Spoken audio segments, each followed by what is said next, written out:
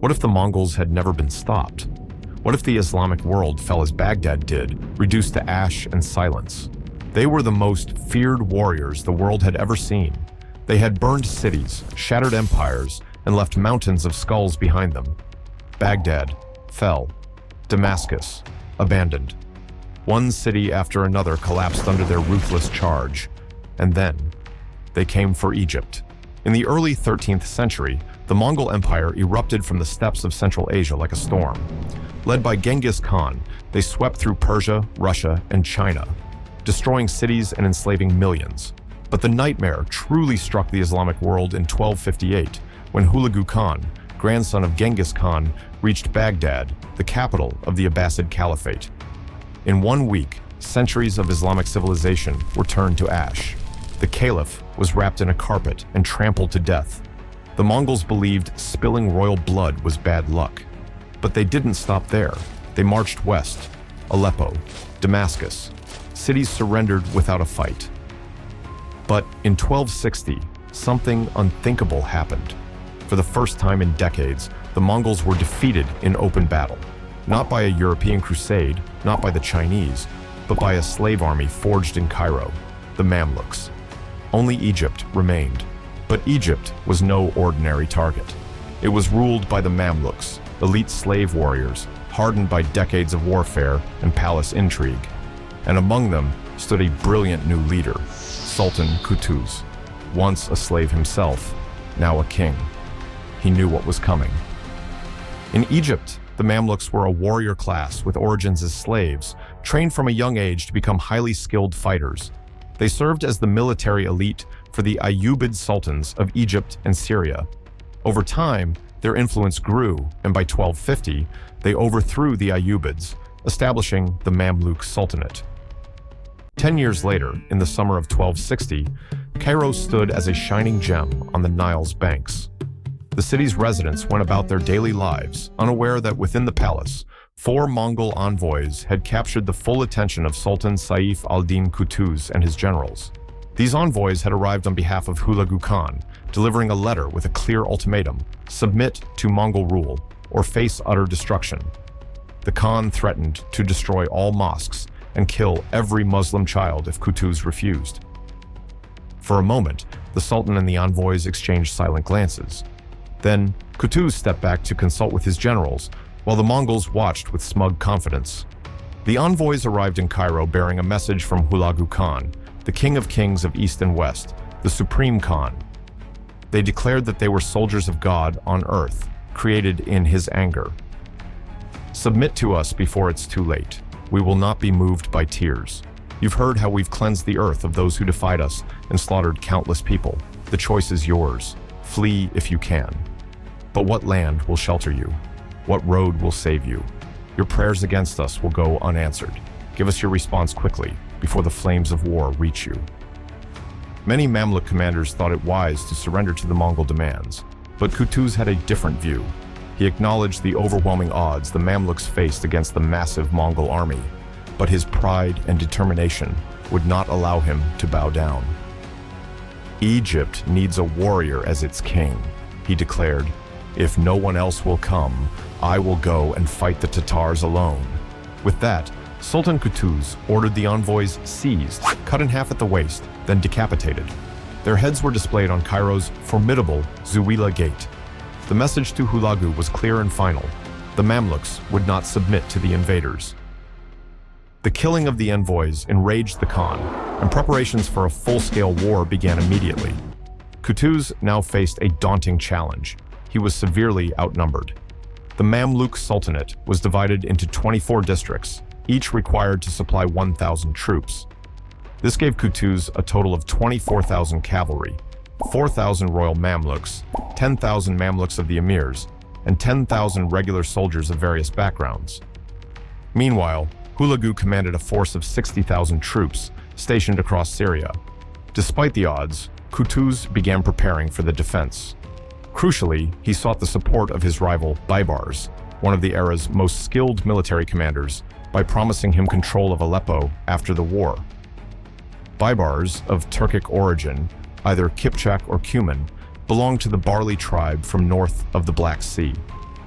As a young boy, he was captured by the Mongols during their invasion of Europe and later sold to the Ayyubid Sultan of Egypt and Syria. In Cairo, Baibars was educated under the Mamluk Firusiya Code, undergoing years of rigorous military training and receiving a top-tier education. Even in his youth, Baibars showed remarkable military talent. After completing his training, he was appointed commander of an elite group of the Sultan's personal bodyguards. He proved his abilities during the Seventh Crusade, and alongside Qutuz, Baibars played a key role in defeating the Crusader army at the Battle of al-Mansura in 1250, where King Louis IX was captured. Following the fall of Damascus in 1260, Qutuz invited Baibars to lead the elite Mamluk vanguard against the Mongols. As defensive preparations in Egypt continued, Qutuz received news that Hulagu had postponed his campaign against Egypt and withdrawn most of his forces to the east. The death of the great Khan Möngke required Hulagu to return to Karakorum for the election of a new great Khan. In his absence, Hulagu left his trusted lieutenant Kitbuka in charge of defending Syria until he could resume the campaign against Egypt. Kitbuka, now governor of Aleppo, was given command of a tumen of 10,000 troops. To this, an additional 2,000 soldiers were added, including Cilician Armenians, Georgians, the Aleppo garrison, and locally recruited nomads, bringing his total force to around 12,000. Hulagu had correctly assessed that Palestine couldn't support an army larger than 15,000 for an extended period. Moreover, intelligence from captured and allied soldiers indicated that the Mamluks could field no more than 15,000 troops in Palestine. For the offensive, Qutuz assembled 14,000 of his best Mamluks, including Bedouins, Turkoman Mamluks, Mongolian deserters, and members of the Hawara tribe from Libya. He assigned 10,000 troops to remain in Egypt to guard against a potential Christian invasion. Baibars departed Cairo in late July, leading a large vanguard to secure Gaza. Both Qutuz and Baibars viewed the withdrawal of Hulagu's main army as a chance to strike at the Mongol rearguard. Qutuz sent urgent messages to Latin crusaders requesting their assistance. However, the crusaders, wary of excommunication and Mongol retaliation, chose a cautious approach. They provided the Mamluk army safe passage and allowed them to buy supplies while passing through Christian lands. When Kitbuka learned of the approaching Mamluk forces, he moved out to meet them. With reports indicating that Qutuz would traverse Christian territory, Kitbuka aimed to intercept the Sultan. Meanwhile, Qutuz arrived in Acre and set up camp outside the city to gather supplies for his troops. Mongol spies quickly reported the size and position of the Mamluk army, prompting Kitbuka to accelerate his march in hopes of catching the Muslims by surprise. The Mongols traveled along the eastern side of Lake Tiberias. After crossing the Jordan River, they advanced west towards the Spring of Goliath, the legendary site where David defeated Goliath. The Mongols marched in two columns, intending to surprise and cut off the Mamluks.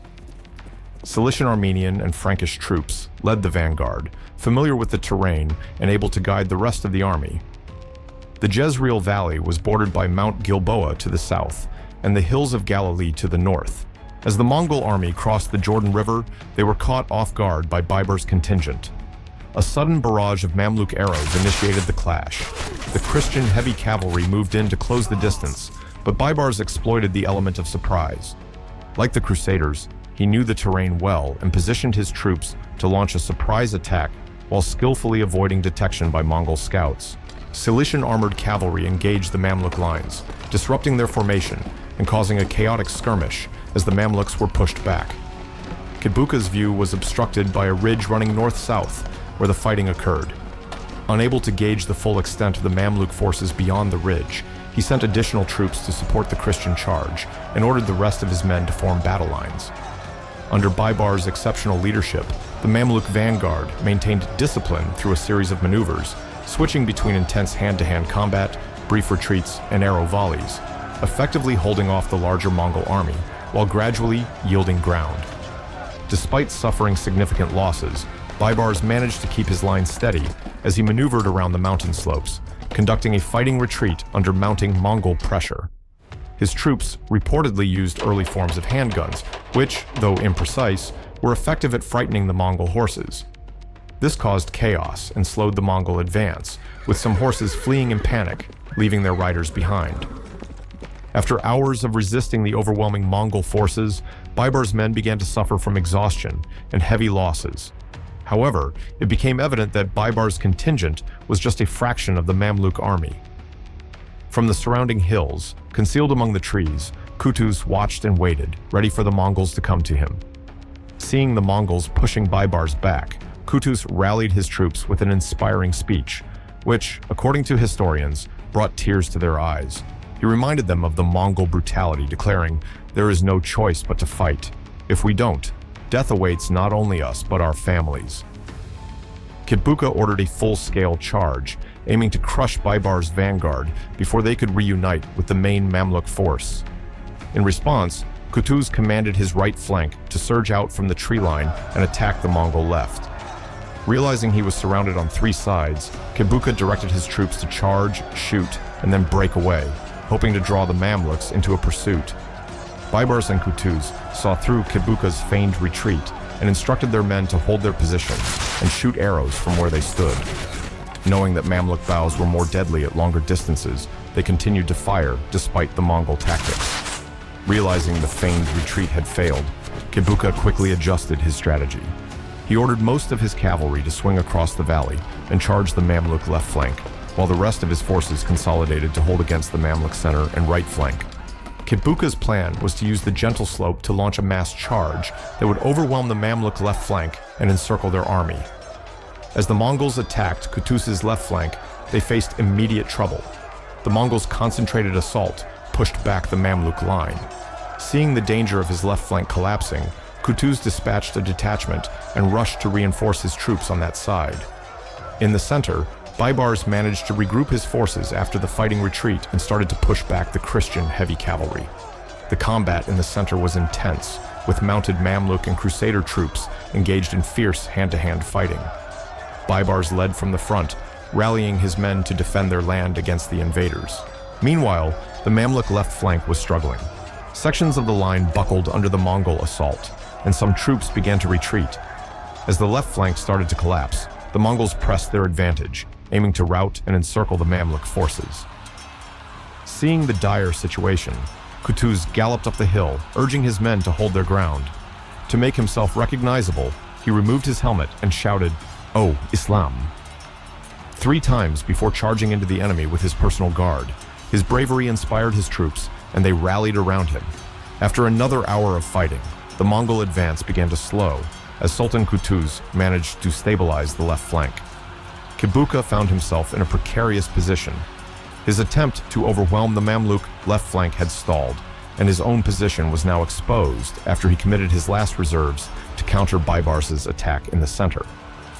Realizing that the Mongols had exhausted their troops, Baybars sent urgent orders to the right flank to push the Mongols aggressively, aiming to encircle them from that side. Meanwhile, additional Mamluk troops reinforced the left flank, and Qutuz finally managed to shift the momentum. Less adept in close combat, the Mongols struggled against the determined Mamluk cavalry. Despite their numerical superiority, the Mongols began to fall back.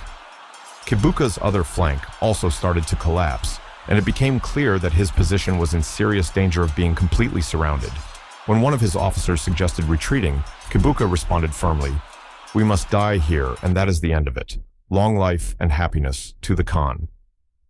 With those words, he joined the battle once more. His presence momentarily strengthened the resolve of the Mongol troops. However, as the Mamluks encircled the invaders, Kitbuka was captured by Baybar's forces amid the chaos. With their leader captured and their tactics failing, the Mongols realized the battle was lost. The remaining troops began to break away and retreat towards Bisan. On that day, the Muslim army secured a decisive victory at Ain Jalut.